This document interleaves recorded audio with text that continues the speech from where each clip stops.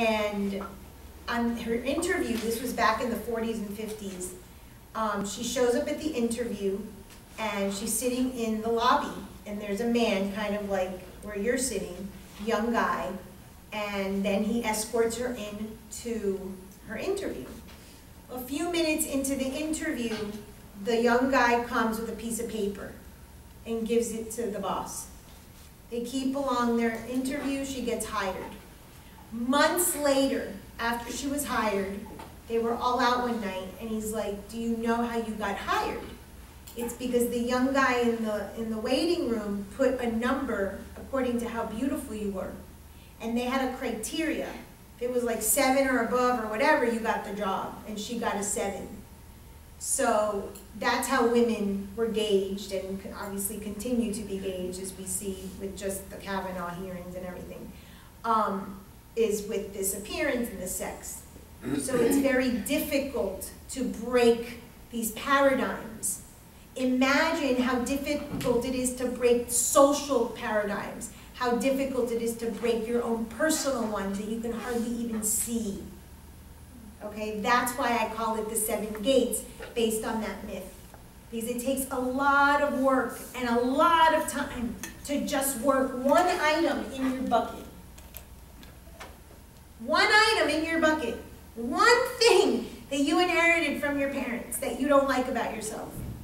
That's why I created the model, to make it easy to see what it is you don't like about yourself. Because the moment you're criticizing it in someone else, you're seeing it in yourself. It is very difficult to see our passions, people. Very difficult. We think we're perfect. We're not.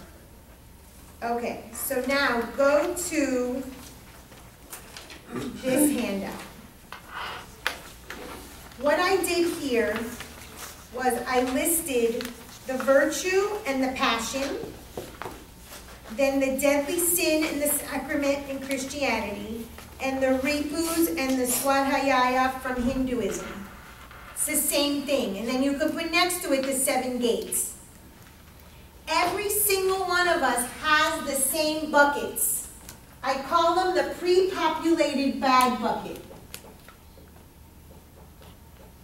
And can anyone guess what it's based on? Your mother and your father, but if every single person has the same pre-populated bad buckets, this is like a shortcut to the bad buckets.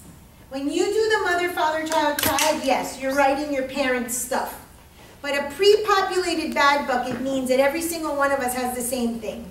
Like you have eyes, you have ears, you have a pancreas, you have a nose. You know we all have. A little tweak different. Someone might have it turned, I have an extra rib piece, things like that. But for the most part, we're the same. A pre-populated bad bucket comes from the planets. Your psychological organs, and you have a handout on that. Can someone hand that to me? It's the archetypes. I have a handout from last week. No, it's from last week. This one? That one. No, that similar one. There's one that has another one. That has the archetypes. There, that's it, the glyphs. Okay. So all of us have these organs in our bad bucket. There's another one that's missing, which is the black moon. That's the prostitute that I told you I have a handout that I'll bring Thursday. I forgot to print it.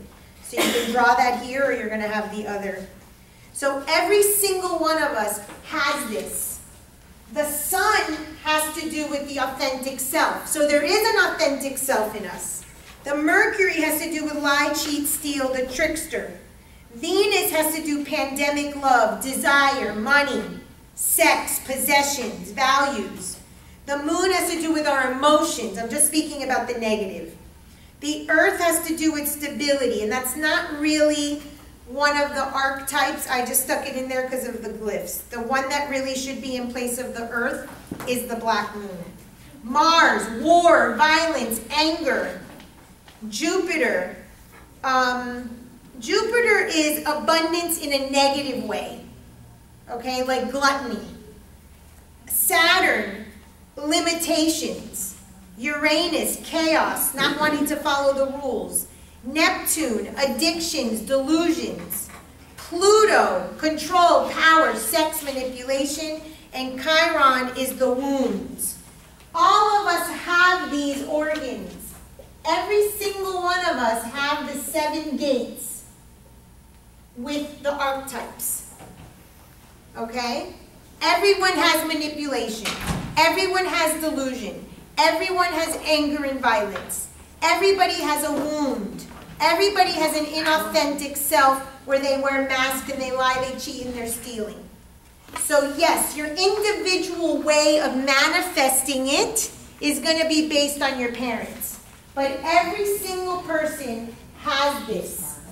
And lo and behold, my model calls it the 7 gates. But the Enneagram calls it the passions, the deadly sins in Christianity, and the Ritus in Hinduism. This is something that's understood. These are the things that are fatal flaws. In Greek mythology, they're called fatal flaws. And I told you this before. In Percy Jackson, Annabella, I think her name is, says to Percy, Percy, it's called fatal for a reason. It's gonna be the thing that's gonna chop you to your knees. It's gonna be the thing that's gonna force you to have humility. So let's look. Anger. Raise your hand. Pride. You might as well just leave your whole hand up. Deceit. Envy. Avarice. Fear. Gluttony. Lust. That's right, James. Sloth. Everyone agree. 1, 2, 3, 4, 5, 6, 7, 8, 9. The Enneagram has 9 because it has 9 points. Okay? More or less, you can put these, you could put gluttony with avarice, you could put lust with perhaps deceit, things like that.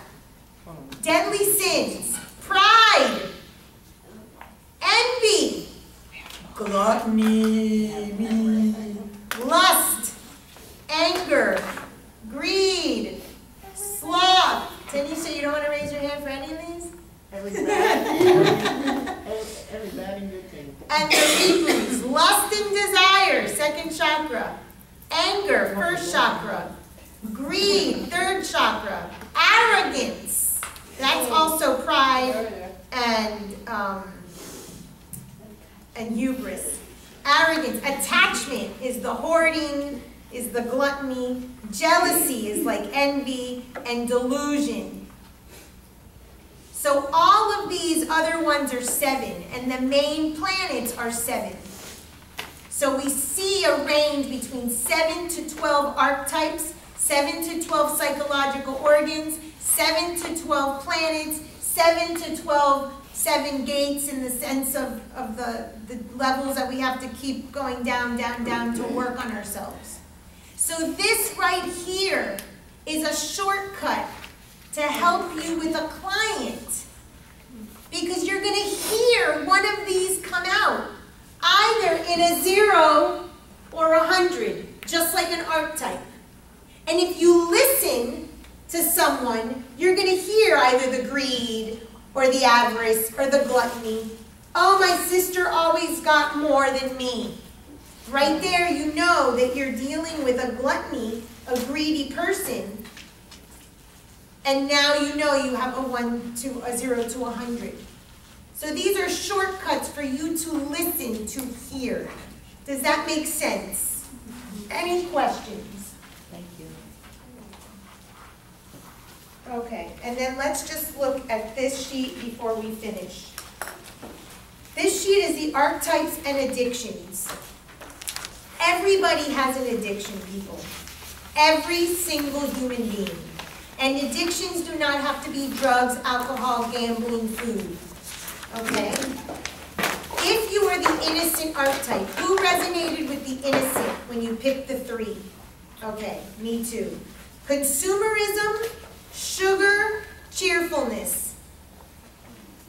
Smile. Even Mr. Pachi said it today to someone. Oh, she's always smiling. When someone's always smiling, there's something wrong. Okay? And you've all seen those people that are telling you a sad story, but they're smiling. It's like having thin crust. It's incongruent. We are looking for incongruencies in what your client is saying and what they're doing with a nonverbal. It doesn't make sense, the behavior with the words. Immediately, your whole session for you. Who identified with the orphan? Okay, okay. Powerlessness and worrying. I know you're a worrywart. I didn't raise my hand earlier, but yeah. You feel like that? Do you feel powerless? I worry too much. And you worry a lot. Okay, that can also be the hair loss. Who identifies with the warrior? I would have said that at a different time in my life.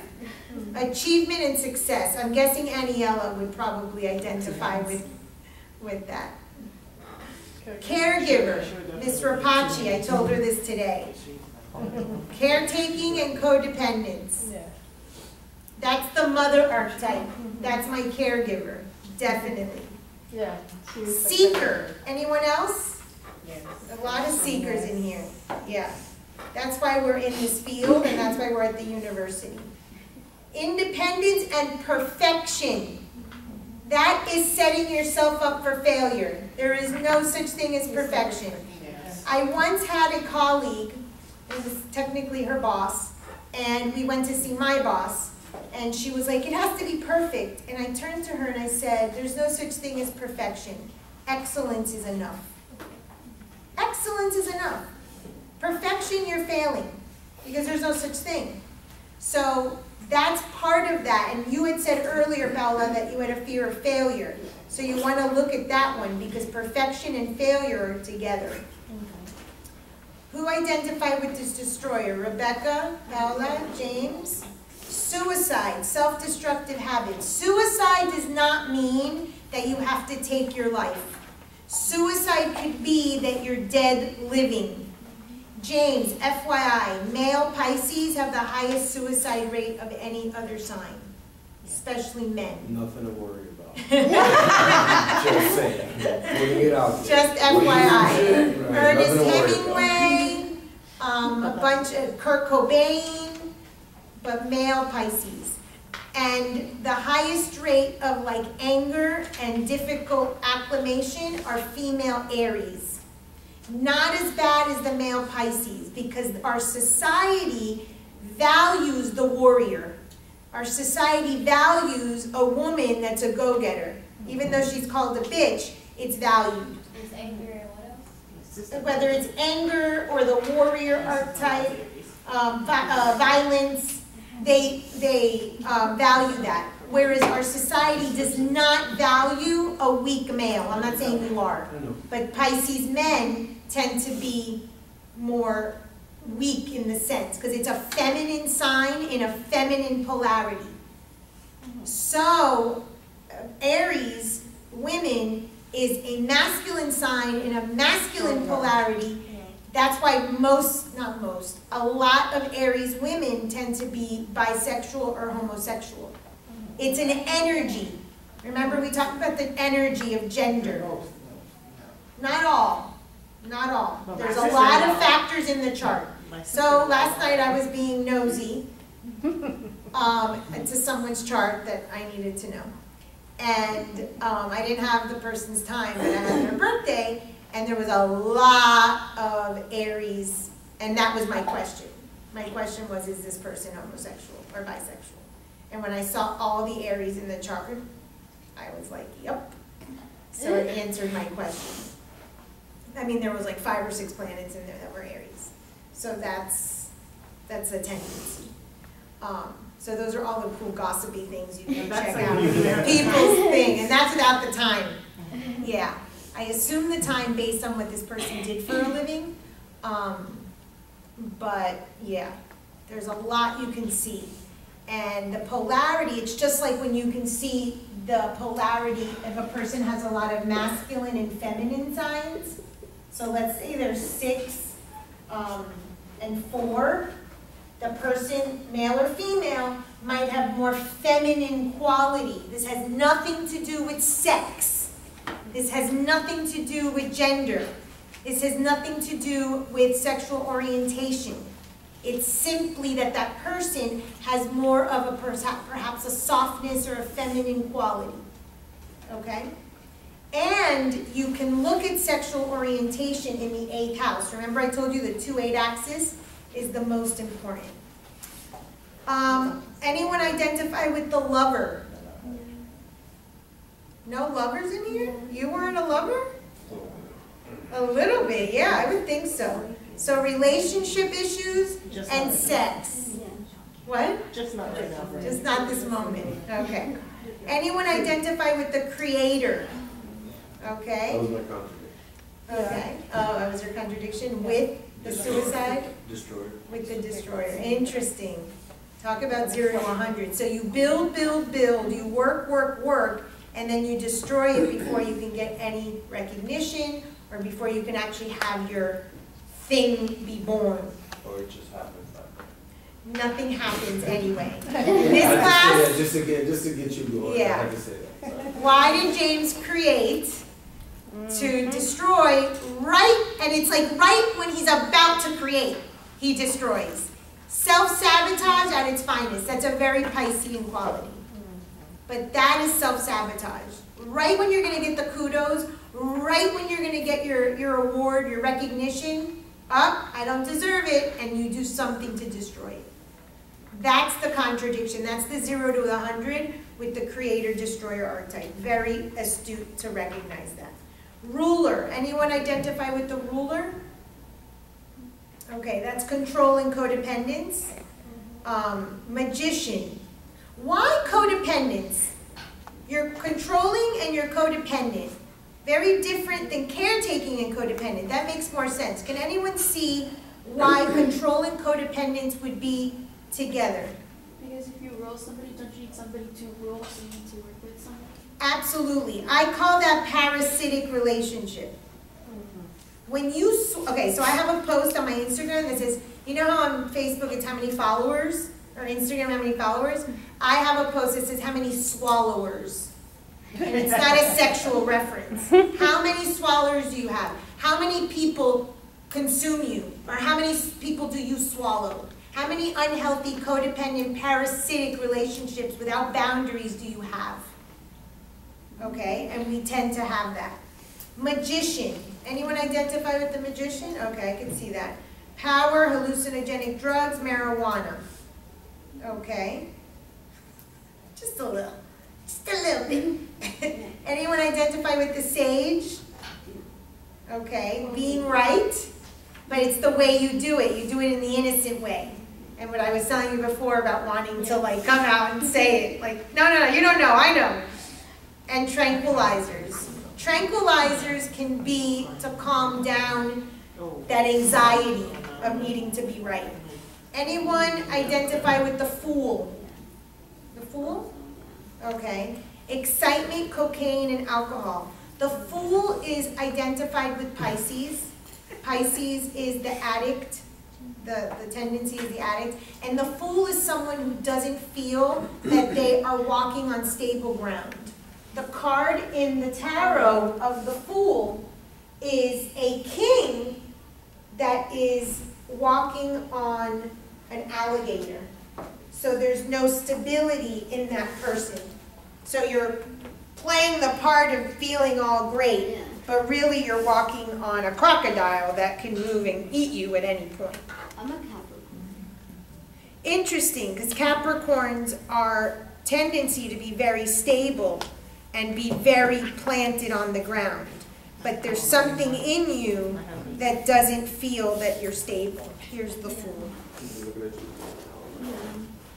Any questions on how we use archetypes, how we use the passions, how we use the vices, how we use the deadly sins, how we use the 7 gates?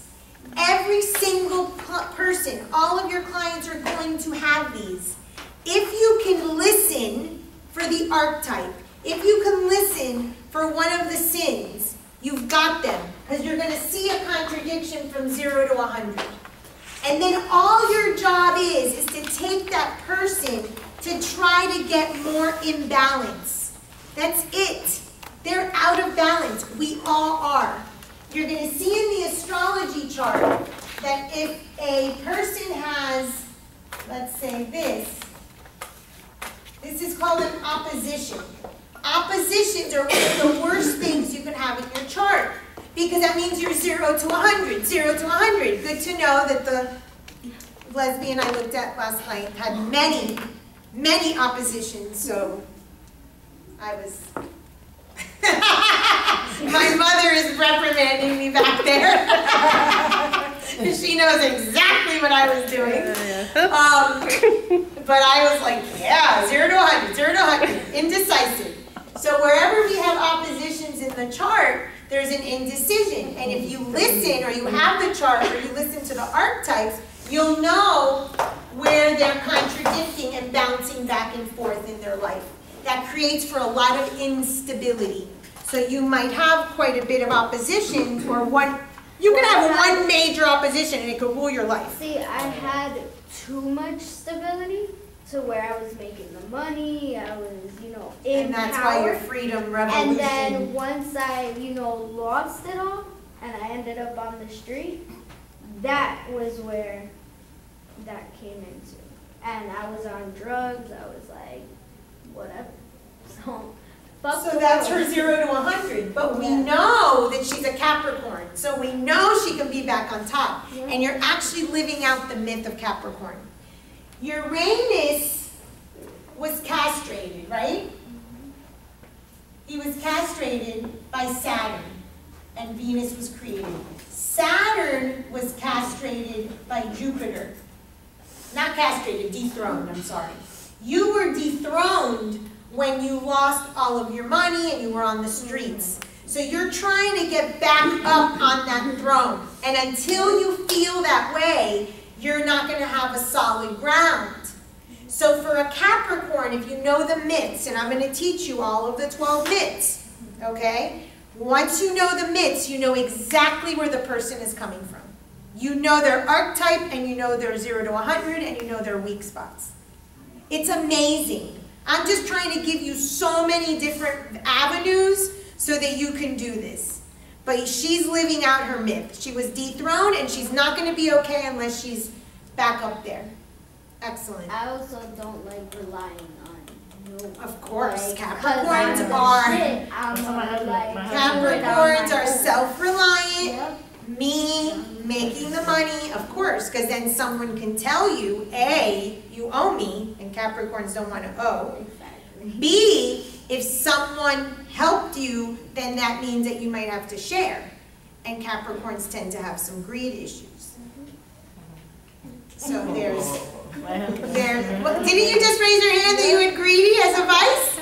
Yes, you did. That's why I do that. Because we all have it. Some in different proportions than others. Doesn't mean that that has to be your particular vice, but that we have it, we have it. Any questions before we go? Okay, Thursday, you are going to do an archetype questionnaire, whether I am here or not. Please do not miss class. If I am not here, Mr. Pachi will do the questionnaire with you. You're going to get your archetypes, you're going to get the proportion of your archetypes. It's super cool. Okay, I hope to be here, but I don't know. I'm already starting to feel kind of crappy. If anything, maybe I'll Skype in or call in or something to see how it's going. Okay? And then I'll see you definitely next Tuesday.